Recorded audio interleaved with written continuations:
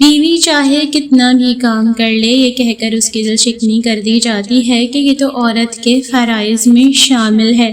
یہ ایک غلط سوچ ہے۔ اگر ایک عورت گھر کا خیال نہ رکھے، پھر آپ کو کھانا نہ پکا کر دے، آپ کے کپڑے استری نہ کرے، تو کیا آپ کا گھر چل سکتا ہے؟ عورت ایک نعمت ہے، اس کی قدر کریں۔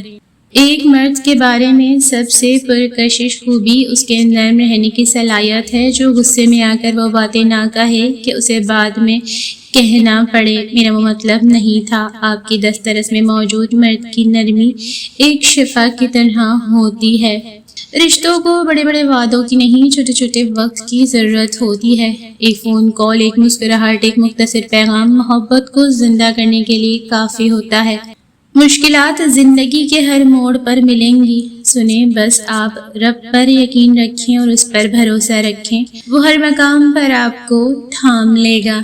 جب راہ ہدایت کے لیے کوئی تمہارے دل کو کھٹکھٹائے تو اپنے دل کا دروازہ اچھی طرح کھول لو، کیونکہ ہدایت کبھی کسی انسان کی محتاج نہیں بلکہ انسان ہدایت کا محتاج ہے۔ اگر ہر بار ہدایت کو ٹھکرا دیا جائے تو عین ممکن ہے وہ تمہارے دل کو دستک ہی نہیں دے۔ اس سے پہلے کہ دیر ہو جائے، احساسوں کو مہلت نہ ملے، اپنے رب کی طرف لوٹ آؤ۔ یا اللہ، ان محبتوں میں چین عطا فرما جو آپ کی بارگاہ میں محبوب ہیں، اور ان محبتوں سے بے پرواہی ہی نصیب فرما جو آپ کے دربار میں مطلوب ہیں۔ یا اللہ، ایسی آرزو سے بچا جو تیری منشا نہیں۔ یا اللہ، ہمیں بندوں کا بندہ بننے سے اور بندوں کو اپنا بندہ بنانے کی چاہت اور احتیاج سے محفوظ فرما، آمین۔ چھوڑ دیں لوگوں کے پیچھے بھاگنا، چھوڑ دیں ہر وہ چیز جو آپ کو تکلیف دیتی ہے، بس اتنا یاد رکھیں کہ آپ کا اللہ آپ سے محبت کرتا ہے۔ اللہ کی محبت کو اول رکھیں، پھر دیکھیے آپ کا ہر بگڑا کام کیسے سلجھتا ہے۔ آپ کا یقین ہی آپ کا مقدر ہوتا ہے۔ جتنا اللہ پر یقین کریں گے اتنا ہی معجزوں کو حقیقت میں پائیں گے۔ وہ آزماتا اسی چیز سے ہے جو تمہیں بے حد پیاری ہوتی ہے، تاکہ اس چیز کے ملنے کی تڑپ تمہیں اللہ سے ملوا دے۔ ہماری زندگی میں اگر مشکلات، مسائل، آزمائشیں نہ ہوتی تو ہم یہ کبھی نہ جان سکتے کہ دعا کی اہمیت کیا ہوتی ہے، اور ہم کبھی بھی اللہ تعالیٰ کی ذات سے کبھی بھی اپنا تعلق مضبوط نہ کر پاتے۔ تمہیں اپنے رب کے لیے بدلنا ہے، ہاں تمہیں خود کو اللہ کی پسند کے مطابق ڈھالنا ہوگا۔ کیا تم نے نہیں سن رکھا کہ اللہ نیکی کرنے والوں کا بڑا قدردان ہے، اور پھر نیکی کہاں کوئی ضائع جاتی ہے۔ پھول اپنے ساتھ والے پھول کا مقابلہ کرنے کے بارے میں نہیں سوچتے، وہ صرف کھلتے ہیں۔ جھوٹے شخص سے کبھی بھی بحث نہیں کرنی چاہیے، آپ اس سے کبھی بھی بحث جیت نہیں سکتے، کیونکہ اسے اپنے جھوٹ پہ آپ کے سچ سے بھی زیادہ یقین ہوتا ہے۔ لوگ اپنے رویے پر غور نہیں کرتے، خاموش رہنے کی وجہ پوچھتے ہیں۔ آنسو ہر دل کو نہیں پگھلا سکتے، یہ فقط ان دلوں پر اثر انداز ہوتے ہیں جن میں رب بستا ہے۔ عبادت کے لیے فرصت کی نہیں، توفیق کی ضرورت ہوتی ہے۔ نماز ادا نہ کرنے والا جنت کی ہر نعمت سے محروم رہتا ہے، کیونکہ نماز تو جنت میں داخلے کا پہلا قدم ہے۔ ہر انسان اپنی جگہ کسی نہ کسی کو کچھ سکھا رہا ہوتا ہے، اس لیے کوشش کریں کہ لوگ آپ سے بہترین عمل ہی سیکھیں، بدترین نہ سیکھیں، خیر سیکھیں، شر نہ سیکھیں، بھلائی سیکھیں، برائی نہ سیکھیں۔ روز محشر ہم میں سے ہر ایک کو جواب دہ ہونا ہے، لا حول ولا قوت الا باللہ۔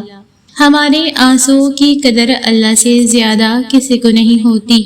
دلوں کے گھروندوں میں وقار اور خلوص سے داخل ہوں، اور محبت اور ذمہ داری سے جگہ بنائیں۔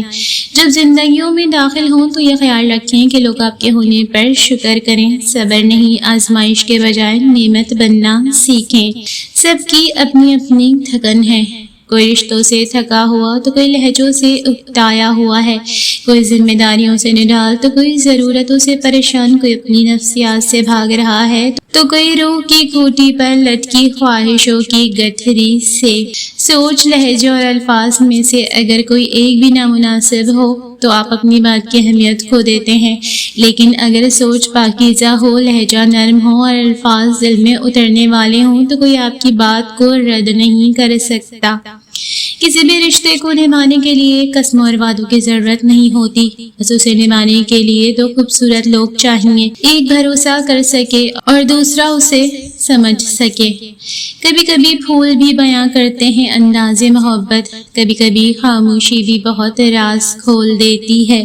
ہمارا ہمارے رب سے سب سے قریبی رشتہ سجدے کا ہے، اور اس سے بھی قریبی رشتہ آنسوؤں کا ہے۔ اپنے آنسوؤں کو لوگوں کے سامنے رائگاں مت کرنا، کیونکہ ان آنسوؤں کے خریدار رحمت پروردگار ہیں۔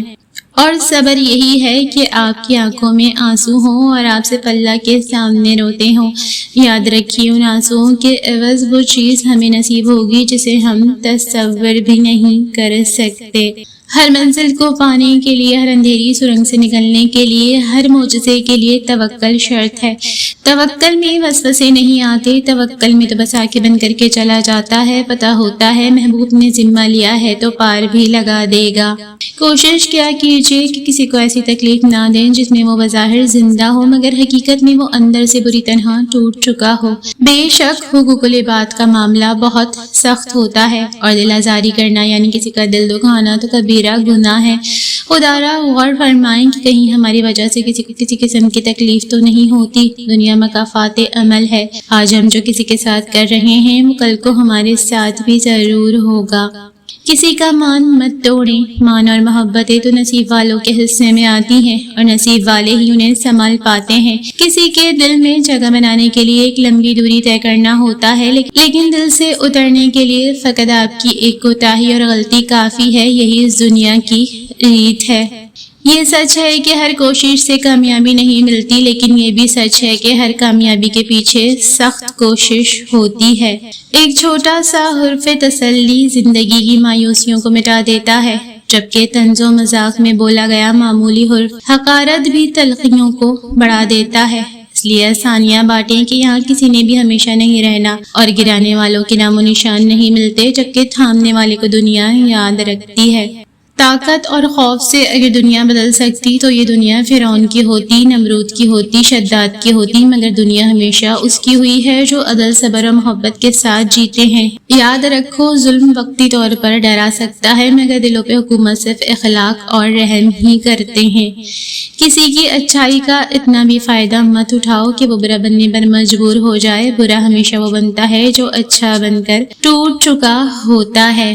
خاموشی اختیار کر لیں مگر گلہ مت کریں، گوشہ نشی ہو جائیں مگر اپنا معیار مت گرائیں۔ عزت نہ ملے تو کنارہ کشی کر لیں، وقت کی بھیک نہ مانگیں۔